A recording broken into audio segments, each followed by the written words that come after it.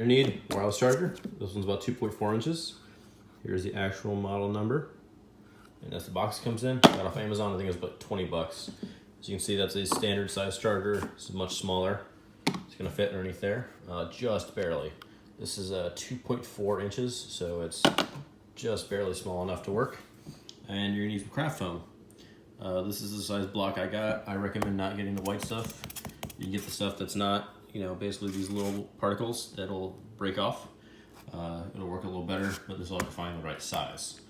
So the other nice thing about this charger is in terms of routing, it has a very small cable, a little smaller than a micro USB, so it'll be easier to route and don't drill as large of holes. So here's the part I was talking about with the modeling foam. I got a piece that'll work, fits exactly the way I want it to.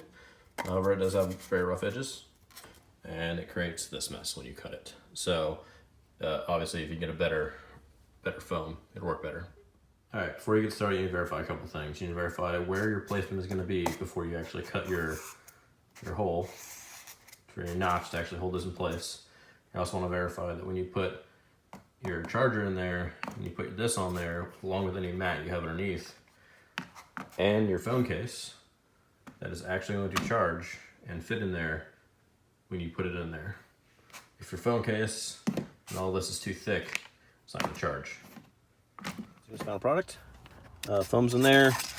Cut a little placeholder for this to slide around, and ran a little trough there for the cord to go through.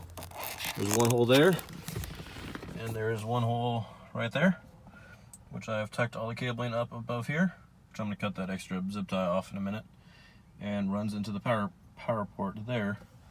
So it's I used a 3/4 inch drill bit, sorry, 3/8 inch drill bit, and that was all I needed. You don't really need to pull this up, but it does help you route the cable if you're drilling from the inside out to see where you're actually drilling in from this side.